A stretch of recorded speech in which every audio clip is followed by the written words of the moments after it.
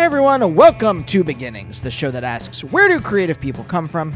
My name is Andy, I'm the host of the show and a writer and performer based in Los Angeles, California. And I just cleaned dog urine off of the cat tree. So that's where I'm at emotionally.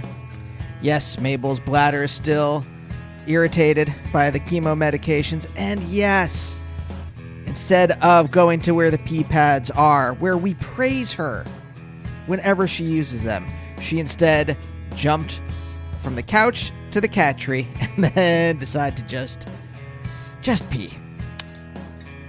I'll tell you what, though. The thing that is buoying my spirits is that I had a great talk with Lou Barlow on today's episode. If you don't know who Lou is, why don't I read you his bio right now. Originally from Ohio, musician Lou Barlow formed his first band, Deep Wound, in 1982 while attending high school in Western Massachusetts.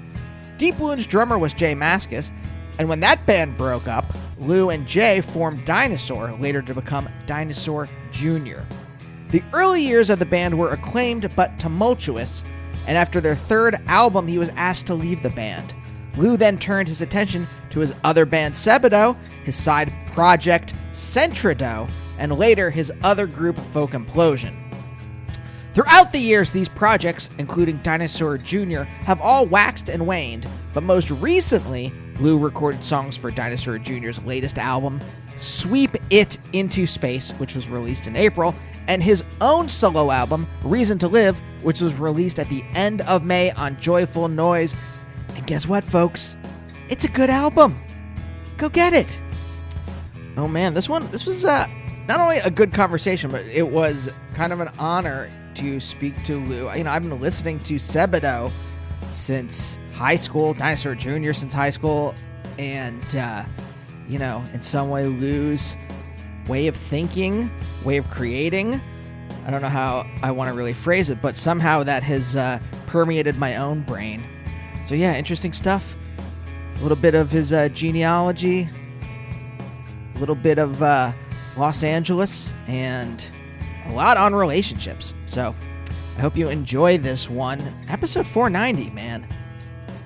We're on the road to 500. I just recorded the 500th episode the other day. It's wonderful. I'm very excited for this guest. I'll leave it as a surprise. But if you are a new listener, I've been doing this show for 11 years, and what I like to do here in the beginning is a little recommended if you like. If you like Lou, if you like my guest today, maybe you'll like these other episodes. Just in the last year, I've done a ton of interviews with a lot of indie rock people, such as Isabel Campbell, Mac McCaughan, Thurston Moore, Mary Timony, Ian Mackay. So if you like Lou, maybe check those out. If you like the show and want to subscribe, you can do that wherever you get your podcast from, Apple, Stitcher, etc., etc., etc. And you can find me on Twitter and Instagram at Andy Beckerman. Twitter, of course, for stupid jokes, and Instagram if you like pictures of my cats and Mabel and Naomi. So there's the split there. And yeah, got a lot of great episodes coming up. Robert Popper, who's a wonderful British comedy writer who co-created many things like Look Around You, Stathlet's Flats, and tons of other stuff. The founder of minimalist composition, Terry Riley. That was wonderful. I just talked to Bill Oakley today. Bill Oakley, one of the early Simpsons writers. It was a really fascinating conversation about comedy writing and Harvard and lots of other interesting things. So stay tuned for those. But for now, let's talk to Lou.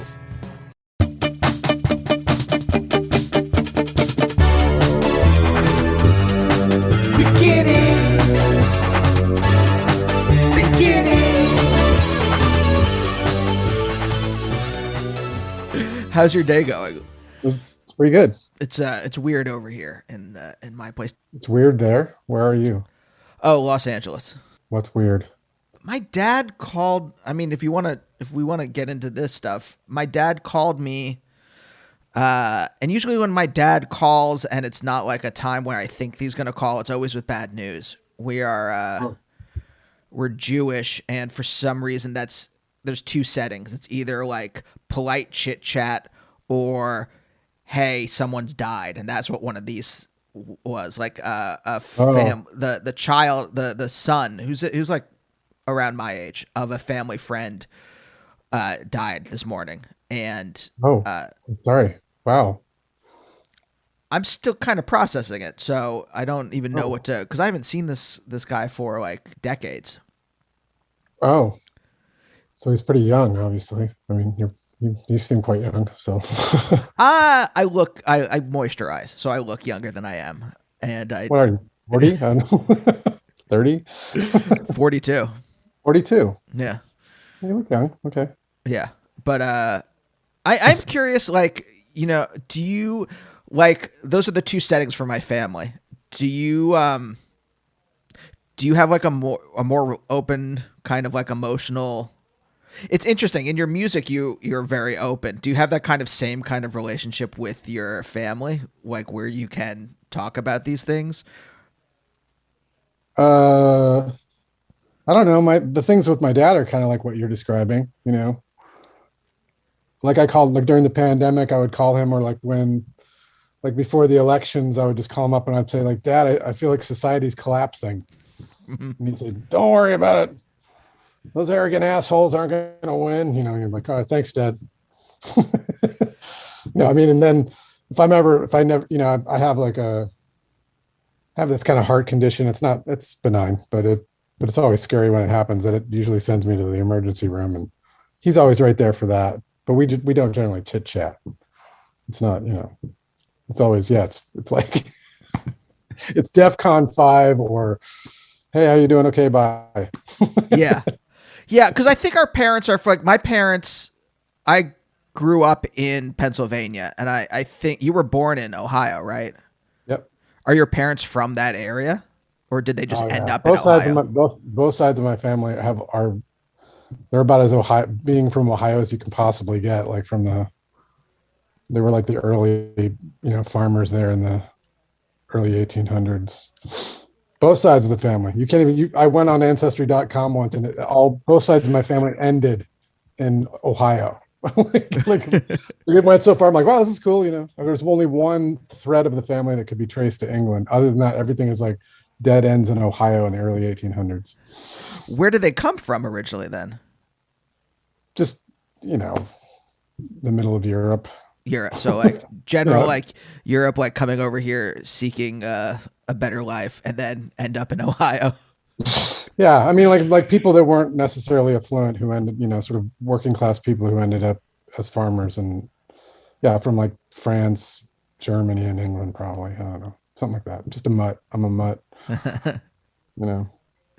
Do you feel that? Do you feel like unrooted? Do you feel like you have a connection with your with I to explain that I don't feel rooted, even though I can kind of trace my family back to, I mean, originally, I mean, my mom's last name is, and so Mhm. you can trace that back to like one of the tribes of the 12 tribes of Israel. And yet I don't Right. feel connected. I don't feel grounded or rooted in anything. I just feel free floating in this world. I mean, I don't know. I mean, I feel very American, to be honest. I Hmm. mean, I guess that's what I do.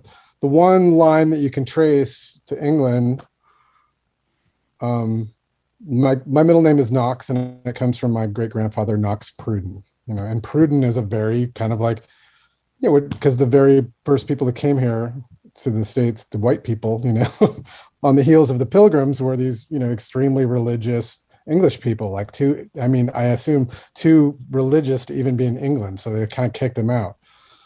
So anyway, my great grandfather Knox Pruden, the name Pruden is they were the first, they were like here in the 1620s and actually just totally by chance, was playing a show and went to a graveyard and actually saw a bridge with the name Pruden on it, but it was spelled with two D's. And then I realized that's the Prudens. Those are my earliest settlers to America settled Milford, Connecticut, and like Newark, New Jersey. So I didn't realize. I mean, even then I was like, I just thought I was this, whatever, I'm like, wow, I'm really very white American. It's like this is pretty. I mean, because I think in some way, I not to.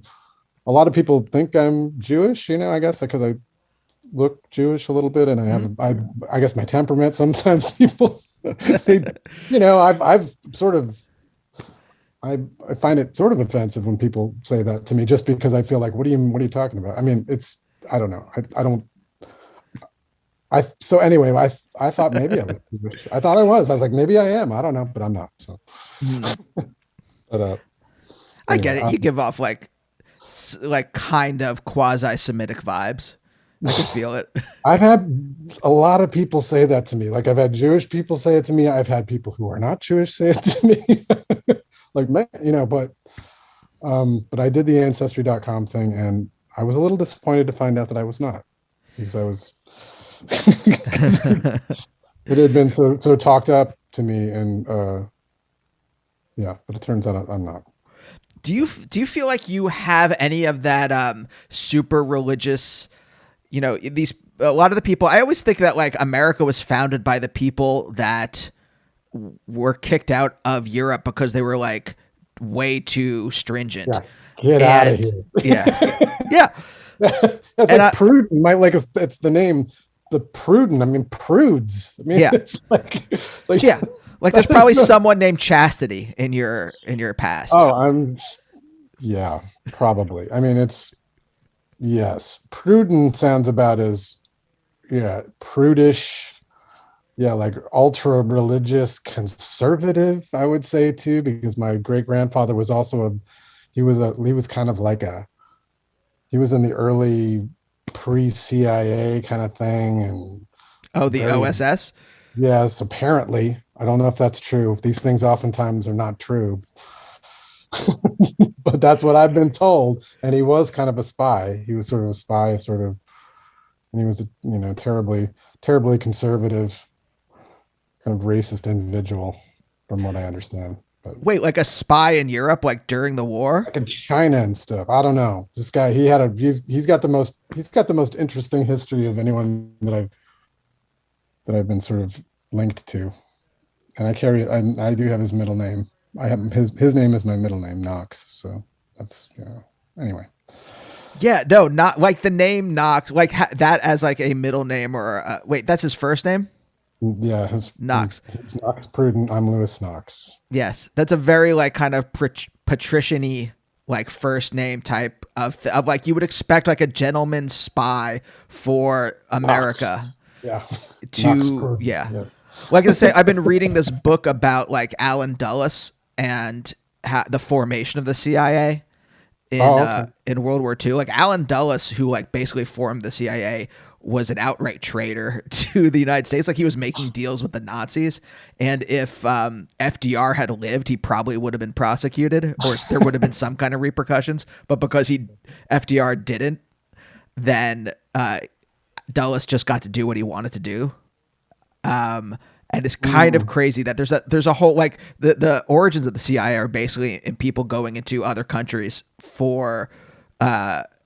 to promote U.S. business interests by any means necessary.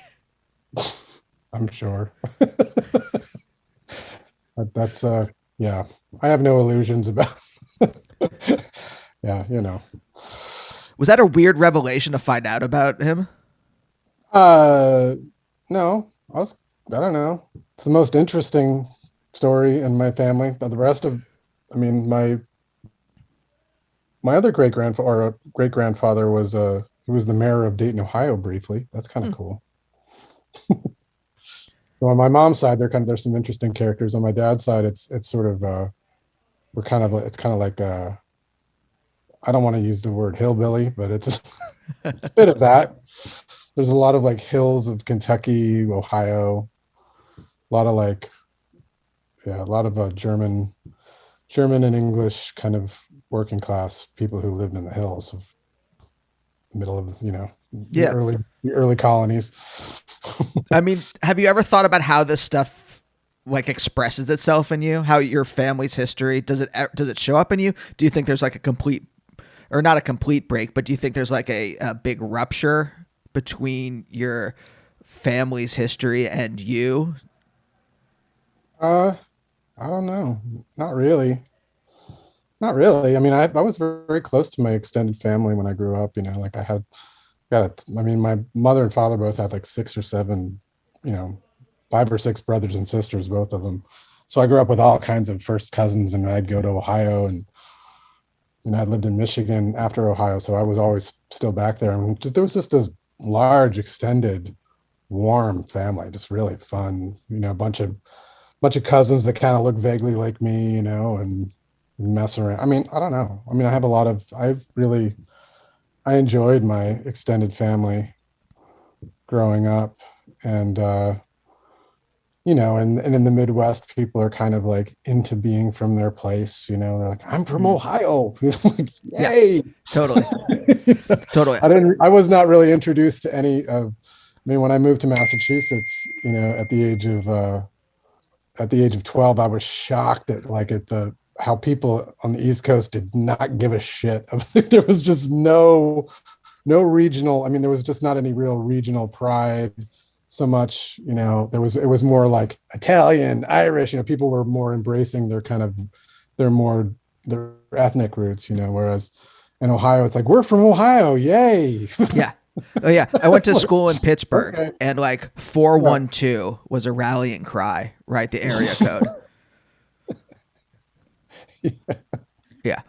Yeah. No, I asked that because like I do like think it's interesting that there's this kind of like conservative vibe in your family that goes back a long time, and yet to I think be a creative person to make music especially um feels, if not, I don't know the word I want to use, but it seems like a break with that. It seems with like if there's this conservative spirit that is kind of like winding its way through your family in some way, that to make music for a living or to pursue it for a living, even if like that's not what you originally Mhm. were aiming at, is in some way reacting to that. And I'm kind of curious about like if I you can tell you that I'm the only professional musician that I know of I mean, and I have, like I said, I mean, we're talking hundreds of hundreds of cousins, and I mean, the just exponential. I mean, how this, the mathematics of it all, really,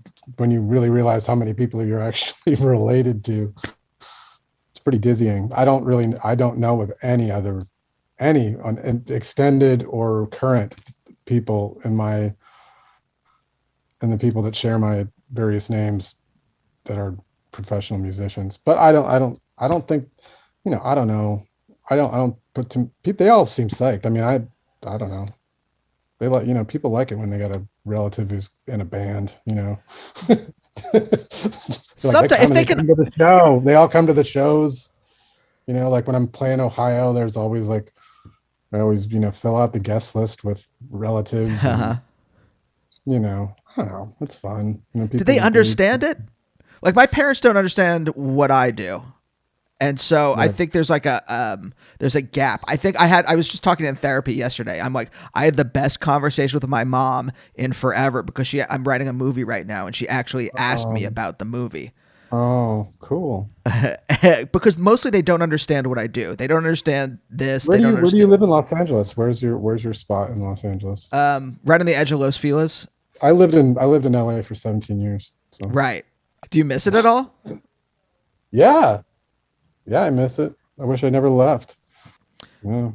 Yeah. I'm not an LA naysayer. I had to move for well, I don't know if I had to move, but I felt like I had to move for financial reasons because I had divorced my first wife and was in quite a bind. I was supporting a couple of households, and I didn't think I could make it. So I bailed and dragged everybody back east where my ex's family is from and my family.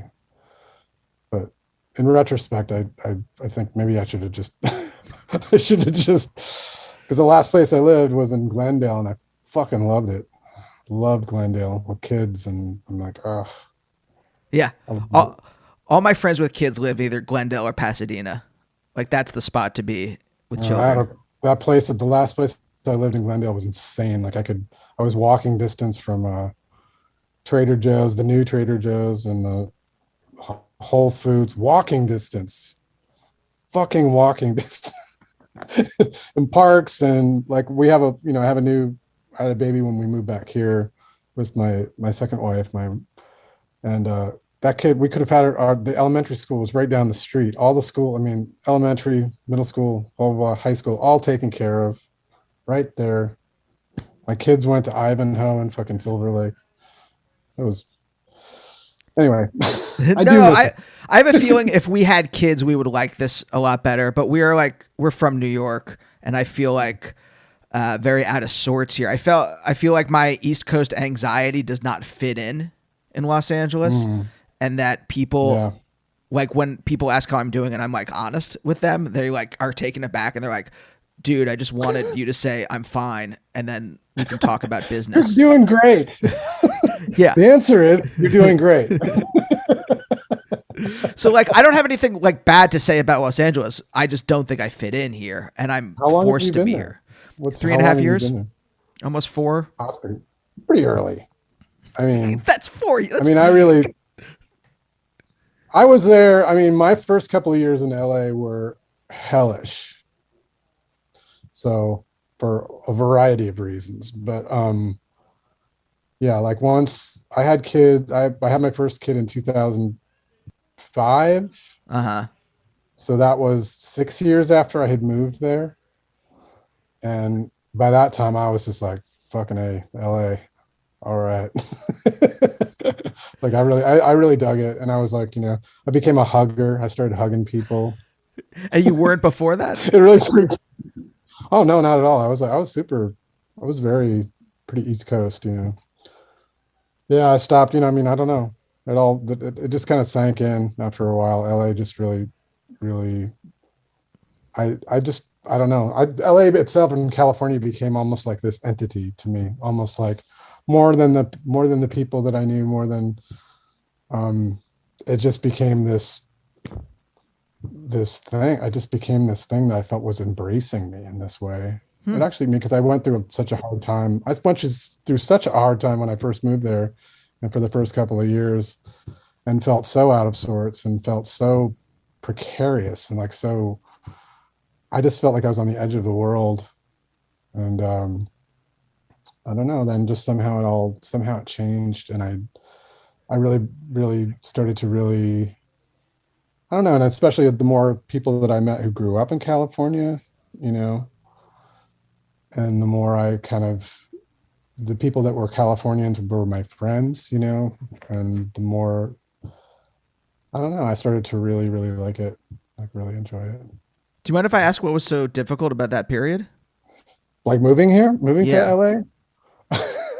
It was a total I guess I'll just tell you what the hell, but it was like, I moved out there, and my wife at the time, I didn't realize this. We were like, oh, we basically started visiting LA, and it was so fucking cheap. I mean, this was like 1998 or so. Yeah. I mean, I was living in Boston, which I loved, but I was paying like $2,500 on rent for like a small apartment, and I didn't really have any space, and I wanted to like get a bigger space, but I couldn't really move to any houses in LA, even though I was doing, or excuse me, not in LA, but in Boston, even though I was doing quite well because it was so expensive. And like, I went out there and I was like, people were paying $1,000 for these insane apartments in Silver Lake. I mean, which is now, of course, totally different. But I'm saying at the time, 1998, it was like unbelievably cheap, like very cheap. And I ended up buying a house. And in the midst of my wife was like, we should buy this house. So in the midst of buying the house and actually doing all this stuff, I found out she was in love with somebody else, like in love with somebody else. And I was just like, I don't know what to do, and because there was a lot of drugs around. Like one of the reasons that she really liked it out there was there was just this real availability of, drugs. Yeah. like not, I mean, drugs, like not heroin, but drugs, right, other drugs. And I was kind of in the midst of all of that, and I just went with it, and I moved out there even though I knew she was in love with somebody else. and bought a house to bring her out there. And I was just so freaked out because I was a drug addict. I was like an alcoholic. My wife was in love with somebody else. And I was like in a place where I felt like LA. I mean, I bought into a lot of the cliches about LA. Like, I thought it was like incredibly dangerous. Um, I thought people were really shallow and fake. And nothing about my initial experience really dissuaded me from believing that because I was like around a lot of drugs and a lot of people who took drugs. And it felt really, really, really sketchy and scary. And um, and my wife at the time didn't really, I mean, like had the person that she fell in love with, had that person reciprocated her feelings, like she would have absolutely left me without a doubt. Like I just knew. Jeez. But this person like did not, kind of rejected her. So she sort of settled for me. And all I can say is that I felt so ungrounded and so lost.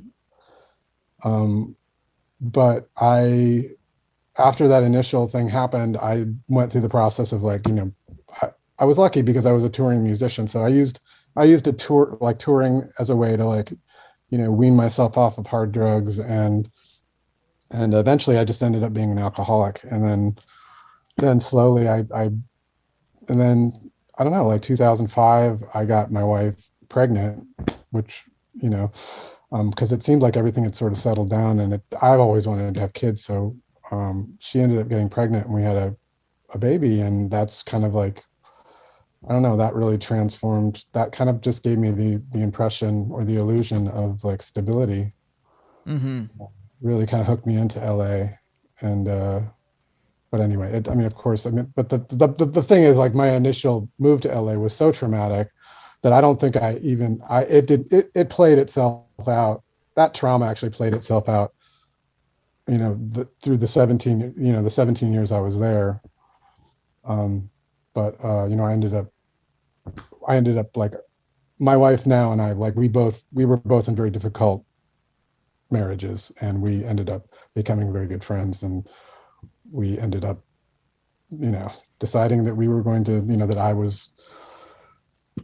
that we were going to change our lives together, and that I was going to, I was going to be a better father, and I was going to be a better, and it just, which we did, but I couldn't stay in LA, unfortunately. Yeah.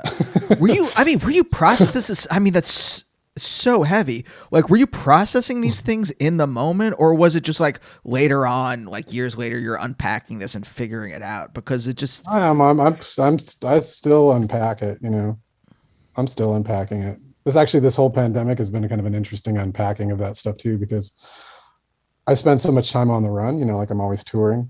yeah. I'm always changing I'm always someplace, and then my scenery changes. So I have these regular changes of scenery that are, that do actually have prevented me from sometimes actually really facing things. Sometimes, like, I'll change my scenery so I don't have to deal with, like, but this last year, it's been a sustained, like, I've been with my kids longer than I've ever been with them. I've been switching on and off with my ex, who actually lives a mile from me. So we switch the kids every week, and so a lot of the nature of that relationship and its effect on the children, and the divorce's effect on the children, have become really clear to me.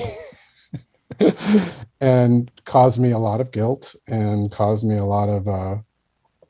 spent a lot of time picking through things and going like, wow, you really, like, I've just like, I really, when I chose to stay in LA in that situation without, like, just like, I mean, what I should have done and what any Sure. normal sane person would have done would have Yeah. been like, get me the fuck out of here. And no, we're not buying this house, or I'm buying this house and you're not going to be in it, and blah, blah, blah.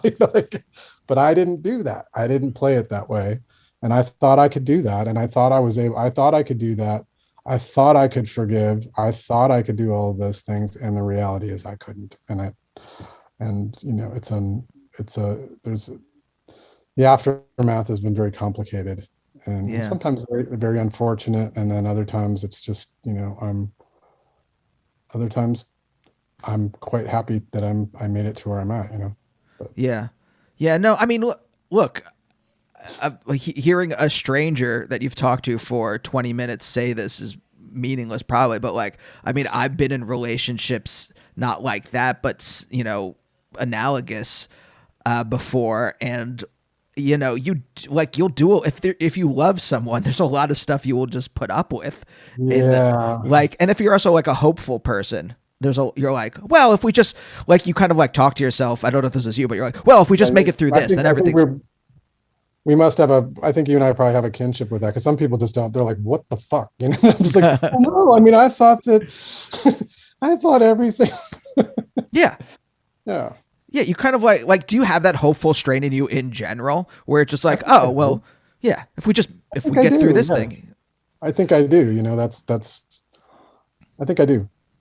I mean, which always seems kind of ironic considering all the music that I've made and the tone of it, and how people generally like, oh, he's so depressed and this. I'm like, I don't feel that way. Actually, I see like all of my stuff as, all my lyrics as being like thread through, there's like a thread of hope through all of it. It's all about like me. They're all kind of mantras that I use to kind of get myself through situations, and to help myself understand what's going on, and to move forward.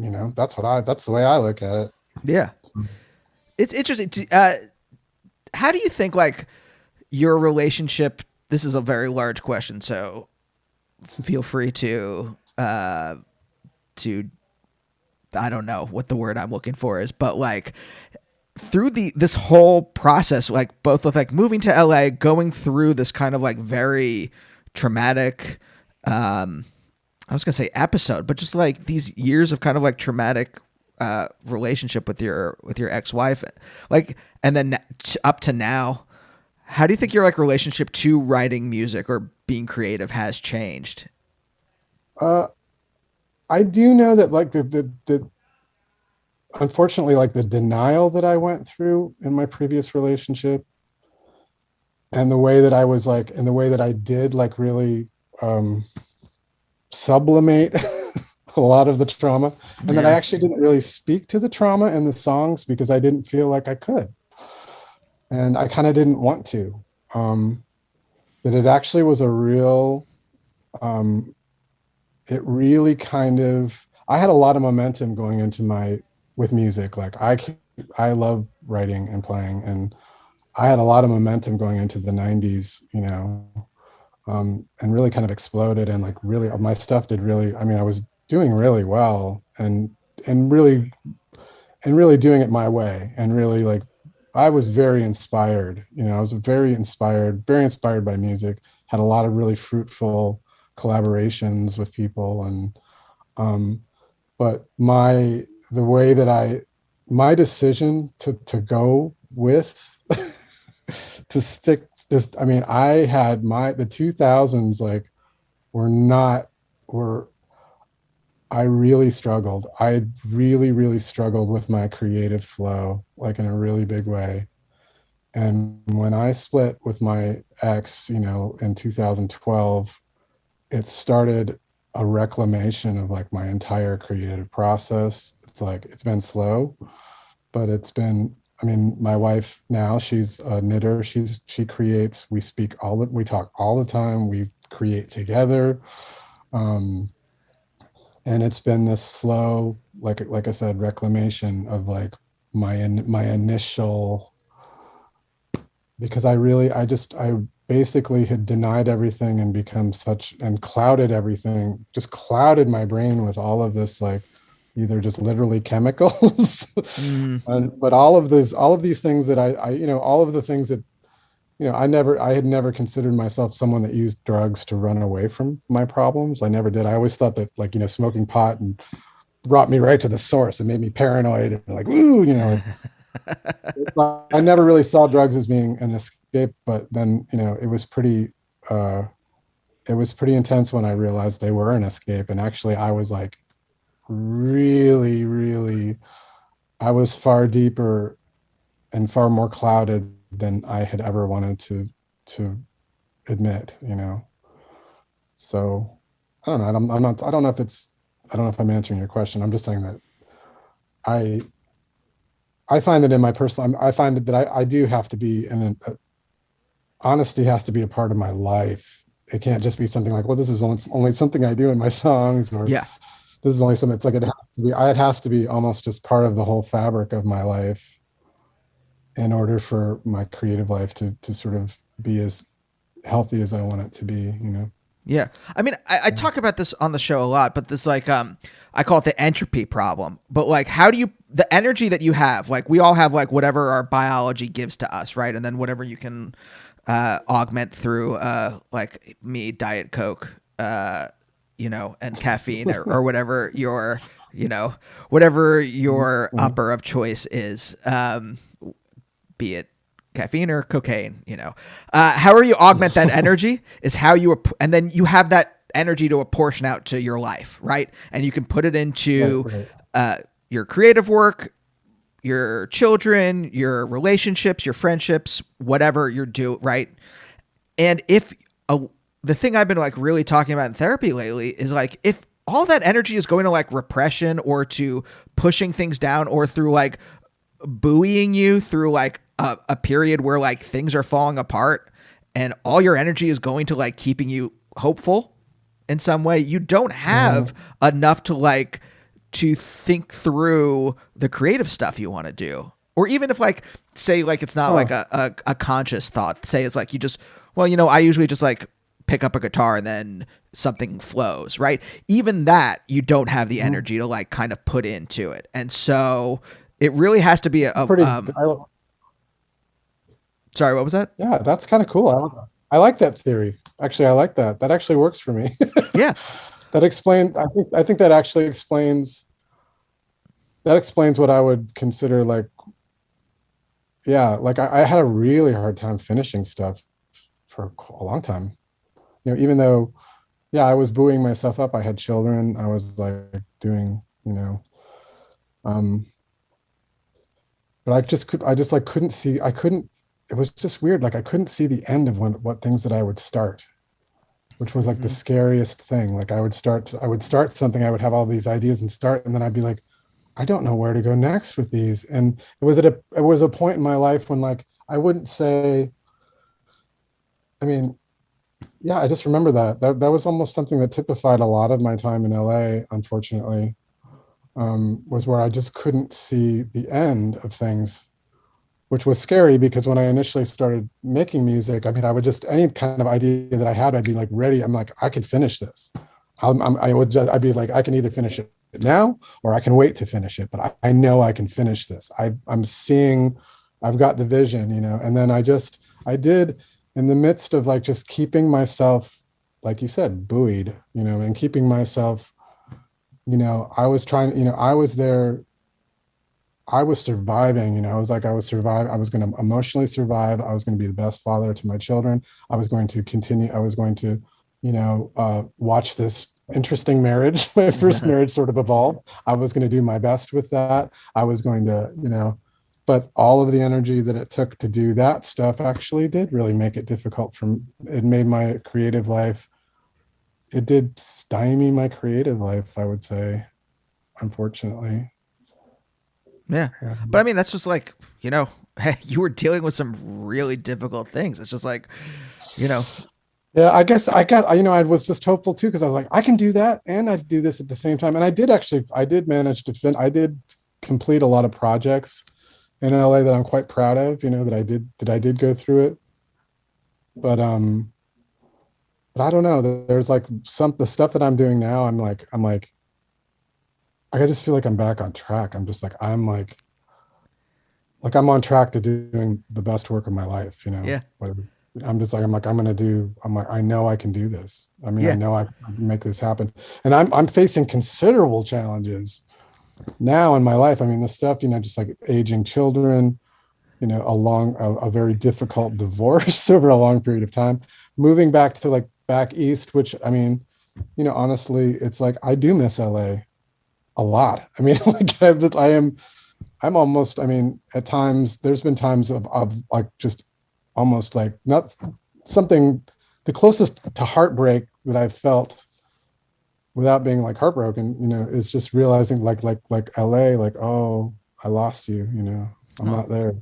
I lost you. I lost the embrace, that sort of this unique embrace of California, you know. yeah. I mean, the way that you talked about it earlier, there was almost this like kind of symbolic kind of dimension to moving here, to like Mm, California being like both like there's this it's the edge of America, right? This is the last place where people go, and also there's this place where like the kind of like I don't know, this stereotype of like this is where the misfits from the rest of the country end up because it's a little mm, more open than the rest of the mm, country, a little more accepting. mm. But it's also, I mean, actually, it's also where kind of the best people end up too. I mean, it really is. I mean, the people that I met, some people just, when I had kids and I started meeting other parents, I'd be like, I met some like really extraordinary people. I mean, um, people that came from all over the country to move to like to be in the creative, like being in LA. Like LA is a place where people do create a Yeah. lot. There's a lot of like incredible music, incredible writing, incredible art. And these are people that come from all over the country to be there. And they're not like you say, like, I almost equate that whole misfit thing more with like Denver or something. Like for you to go all the way to LA and then and to survive there. I mean, everybody works, man. When I got there, like people who like the bands that I met, like I mean, like the Melvins, for instance, they're like the closest thing to like peers of any band that I know of. They've been a band for about as long as my bands have been together. They're about the same age. They've been through all this stuff. They live in LA and they work. They work. Whereas like out here, like other places, like you go to other like people are kind of like in back east, like people really do like they hold themselves back from being enthusiastic about what they do. Huh. There's always this sort of emotional distance that people love to keep from their creative lives.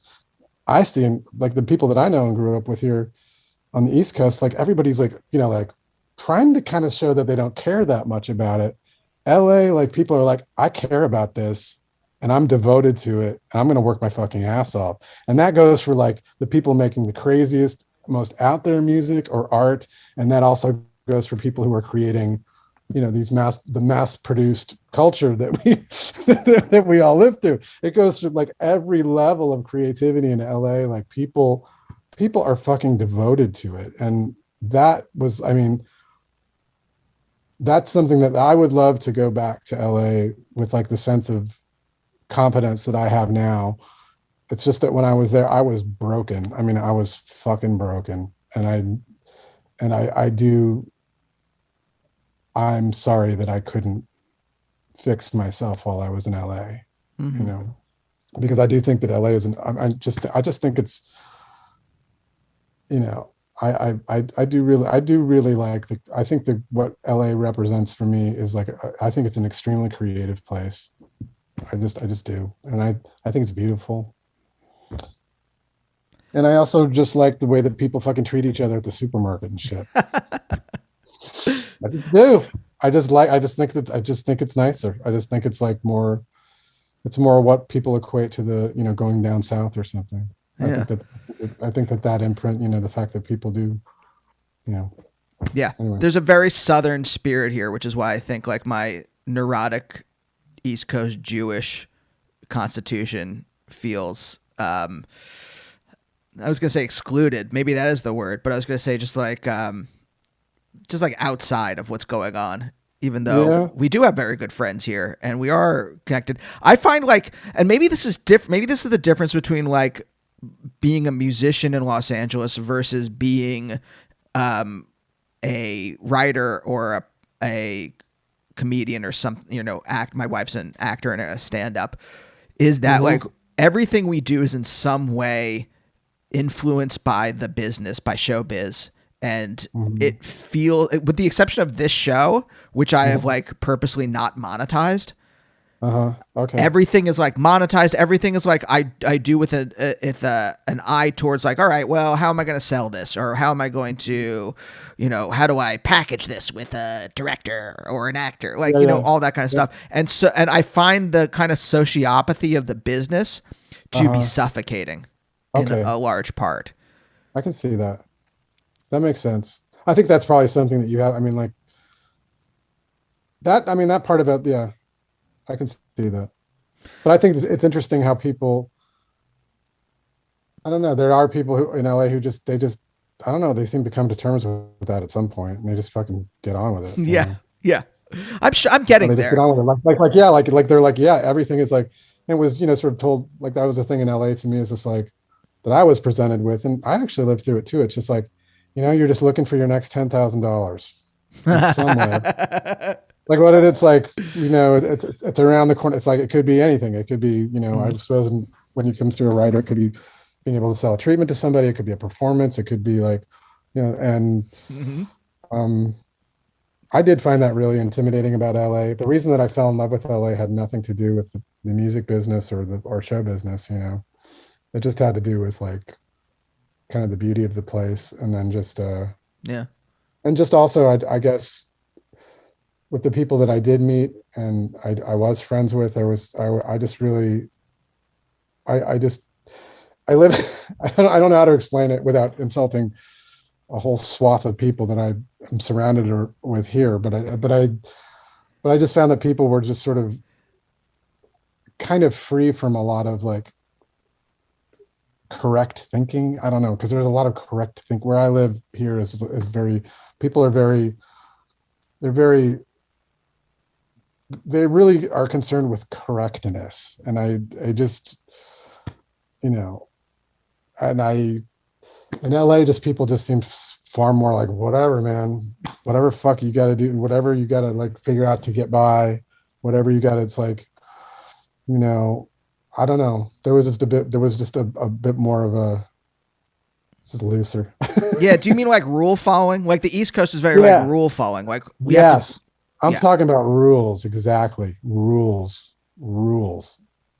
I mean, and LA, like, I think people obviously are very, the people that I met that really seem to thrive there are very disciplined, I mean, you have to have a sense of discipline to really survive in LA, because you do have to keep working, and you do have to monetize everything, and you do have to keep just like looking and turning up and taking on a lot of,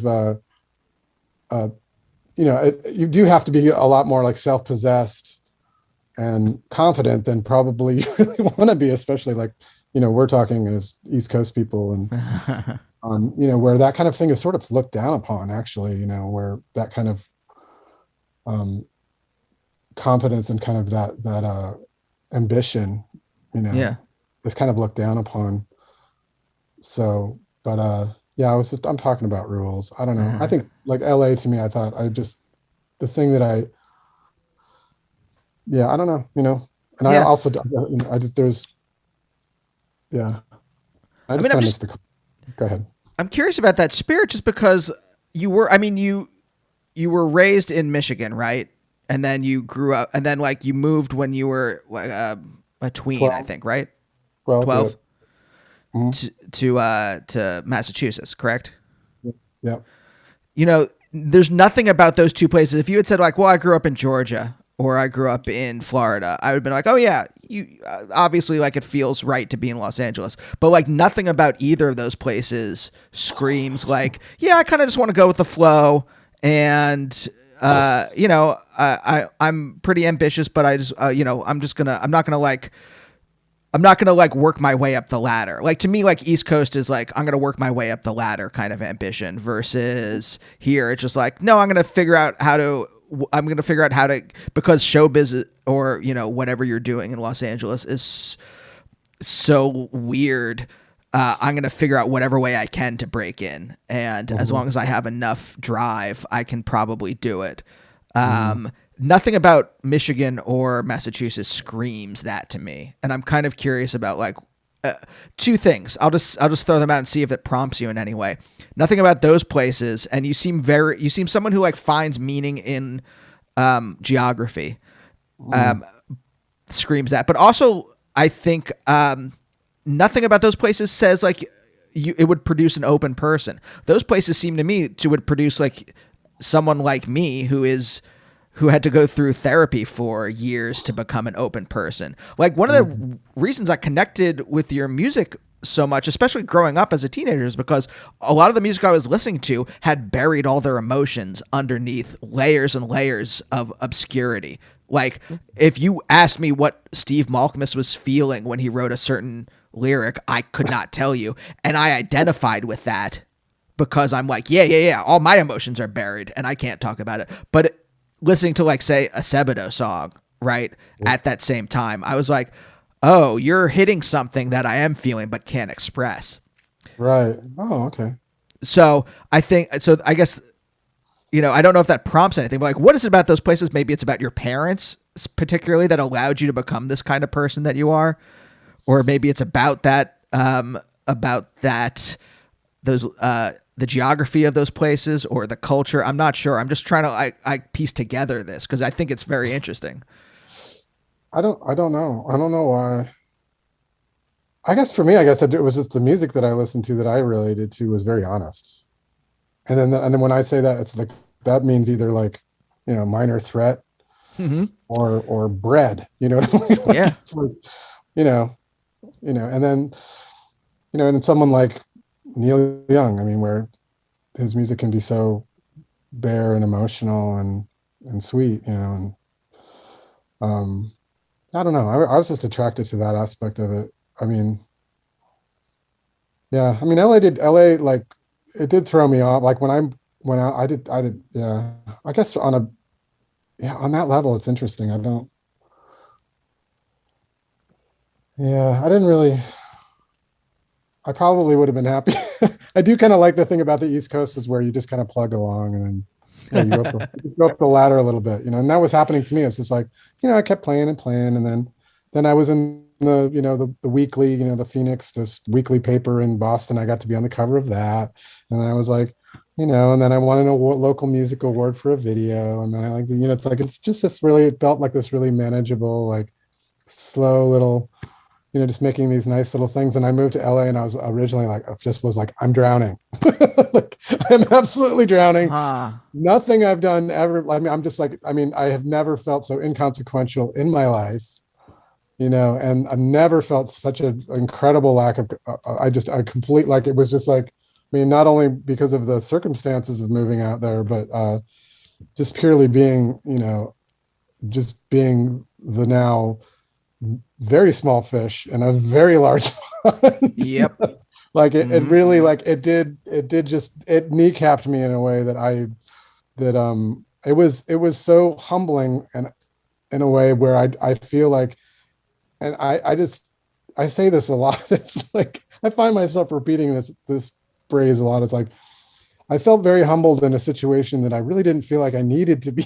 It's like, I was already humbled. It's like, I was never, even when I was doing well in Boston, I wasn't walking around like, hey, I'm a big man, right? Like, look at me, I'm like, I never saw it that way. I was like, everything just seemed so incredibly modest, and and the things that I got, it seemed like, yeah, I'd kind of worked for it a little bit, and I just never felt like, but then it was like, yeah, I don't know. It's like, yeah, just everything. It's just my life is always it always seems like it's these funny successions of like, well, that was humbling. I mean, I don't think it was like, did I really? And then just go like, okay, that was humbling. That's sort of making the assumption that I was somehow like had this moment of like brash, like confidence, where I thought I was just going to brush this off. I was like, I didn't really have that to begin with. This is humility upon. It's just humility upon humility, it's like, or just aspiring to it. I don't know. Just funny. Yeah. That's so interesting. I mean, what was your parents' relationship like when you were growing up? What did you see from them? Were they open people? They seem to be. My dad was kind of mercurial. He did some yelling, very passionate man, a lot of yelling. I Uh, understand that. but not I mean, not, my, but he was very, I don't know, like I found some of my dad's writings when I was a kid, like where he was, and they were very, he was, he struggled with his self-worth, you know, like he really struggled with like the image of himself, you know, a lot. And I saw that in a pretty naked way, I would say, when I was young. And I saw that, and so I realized a lot of his uh I think he really struggled with confidence, and I saw that, you know. So that's something I saw from my dad. Yeah. But I don't know, I had a really nice relationship with my mom. She was very friendly, we talked a lot, you know.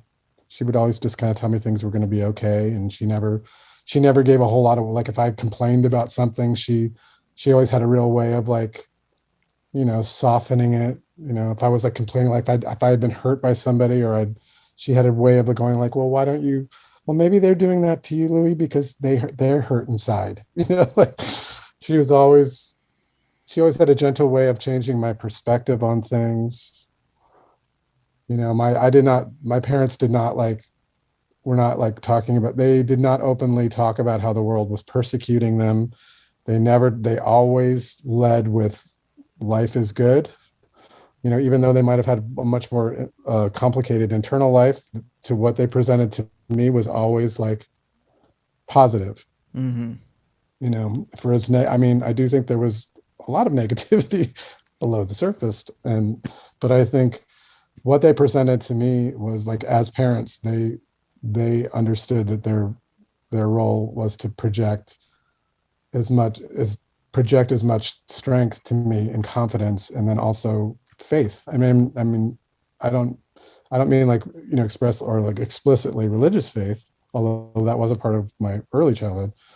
But they did have this faith thing, and they did have almost like, they had a very Christian, and I mean Christian, and probably the best way that you can think of it, just Yeah. in terms of like, hey, be nice to your neighbor.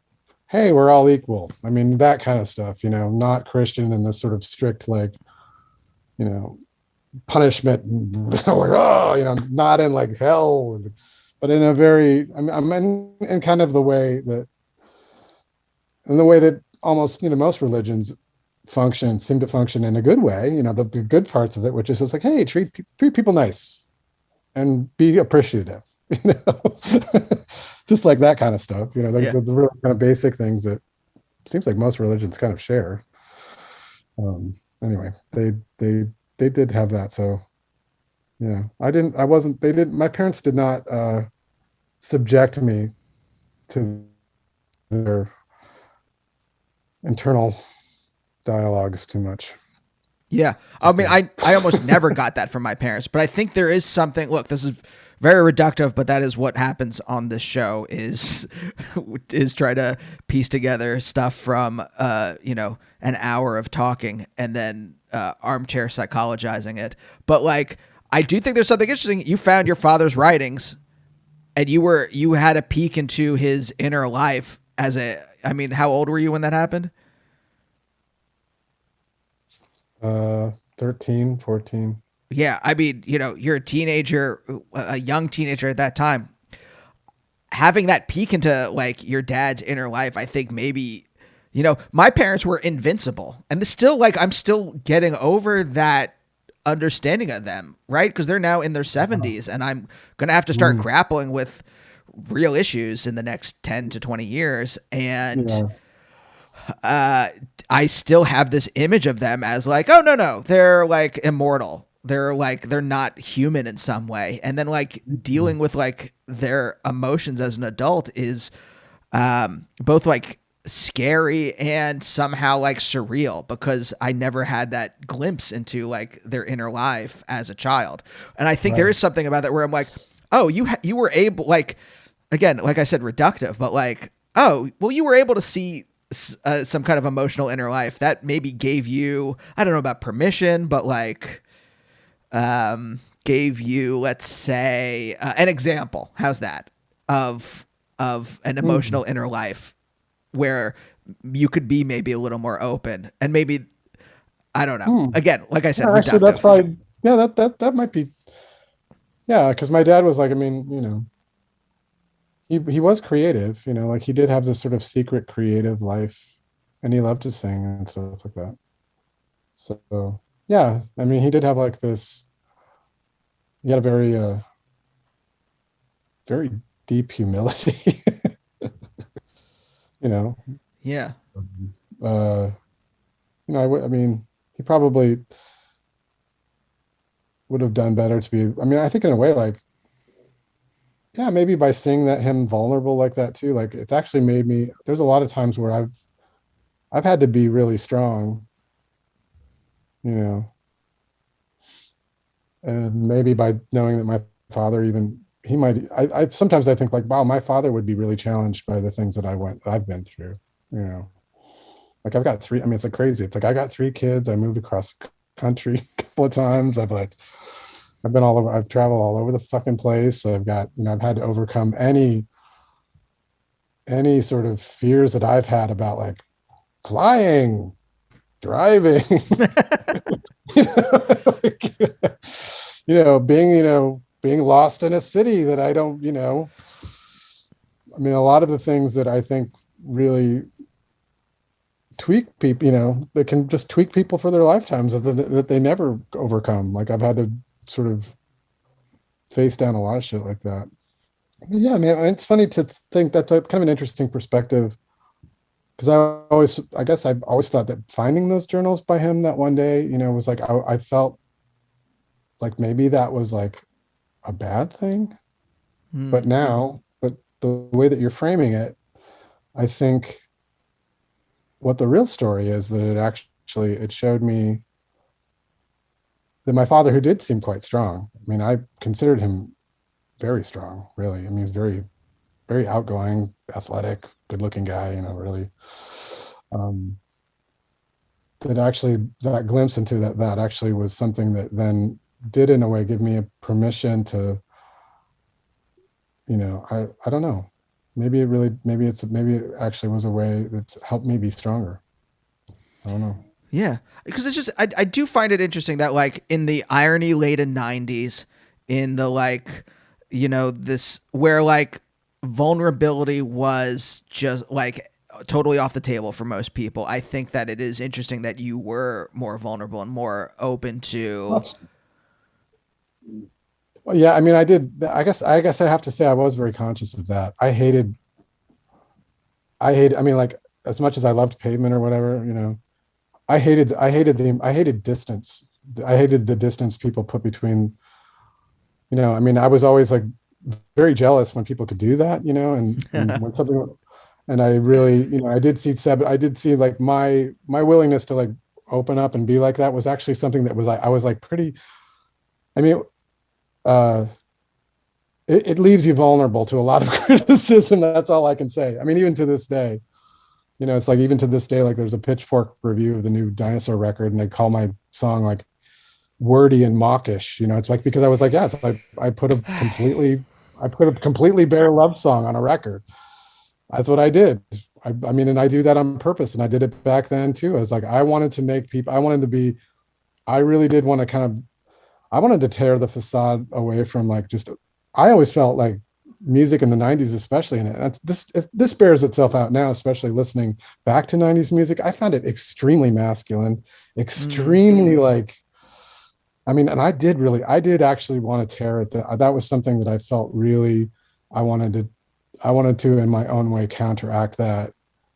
I did want to tear down this sort of facade of like masculinity, this sort of like distance, entitlement. Like I did actually really, I did make a very conscious effort to do that. And even when the band I formed with John Davis, the Folk Implosion, like we were really actively just like, because we thought music was so insular, like no one could really be. This was before, like right now, all music is just one big stew, and kids are influenced by all kinds of things. But in the '90s, like it was a very like, like stylistically, bands were extremely uptight and wouldn't really. They didn't really hop from genre to genre.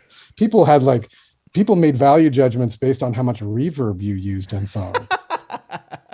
It's like you couldn't. Everything was so, and then from this whole like Steve Albini, and then I mean like the masculinity, this sort of like that kind of just like Steve Albini thing, this sort of like the post-hardcore, like I mean, much of that music I loved, and I, but I that kind of masculine mentality and the macho-ness, honest to God macho-ness, I was like, I mean, Nirvana were one of the only bands that could actually like simultaneously embrace it and also dismantle it. Like, they did that brilliantly well. I mean, Kurt Cobain as I've been able to start listening to his music again, only very recently, I've been like, oh, he did do that. He did do that. And he did it in a way that I don't know. I mean, I really, the music that I made, I never wanted it to be that powerful. I mean, that kind of, because that's very blockish music. The music itself is very blockish. It's the music itself is like very, my music that I make, I want it to be a little, at least texturally there. I've always wanted it to be more folkish and whatever. Yeah. Well, look, not to tie us back to, I mean, we're right at the end, but not to tie us all the way out to the beginning, but I think there is something interesting there in that, like, there was something about 90. I just talked to Matt Sweeney from Chavez, a little while ago, and he was saying is like, oh yeah, well, a lot of like that 90s indie rock stuff was because they were all coming from like Ivy League colleges, Ivy League universities and stuff like that. And so there was this almost like, and the way you're saying it, like there was almost this like kind of like upper class, like cleverness was prized over vulnerability. And so like, and even today, like saying that, like come in that Pitchfork interview, which I'm sure is staffed. I'm sure everyone at Pitchfork, went to Princeton or something like that. But like, you know what I mean? We're just like that kind of upper class, like we're going to like white waspy. We're going to keep our emotions down. And it's about clever. It's about the Algonquin Round Table. We're going to be clever about these things. Yeah. Versus like, you come from like these working class roots, right? Despite the fact that your grandfather was in the pre-CIA. Yeah. Yeah, it's true. No, I mean, yeah, pretty fucking working class. So, and I didn't go to college. So yeah, so I wonder if my there parents is like didn't go to college. Either. My parents didn't go to college. I didn't go to college. I didn't. I don't know. Yeah. Yeah, there was definitely. I don't know. I did. Yeah, I did. Yeah, I did want to counteract that. I really did. Yeah. Lou. Thank you so much for talking with me today. This is just absolutely lovely. I've been a fan for like absolute decades for real. So thank you. Oh, thanks a lot. No worries. Thanks. Yeah. Good luck in LA. Enjoy it. It's fine. Enjoy it if you can. If you can't, that's fine too. A lot of people leave and they're perfectly happy to leave. I think we're stuck here. I think unless my wife becomes like absolutely famous and we can do what we want to do from New York, I think we're here. Yeah. It's where all the work is. Enjoy it. I mean, I into it. I will. All right. Thanks so much. Okay. See you. See ya. Bye. And we'll see you next time. Bye. Bye, oh, bye, oh, bye, oh, bye, oh, bye, oh, bye, oh, bye, oh, bye, oh, bye, oh, bye.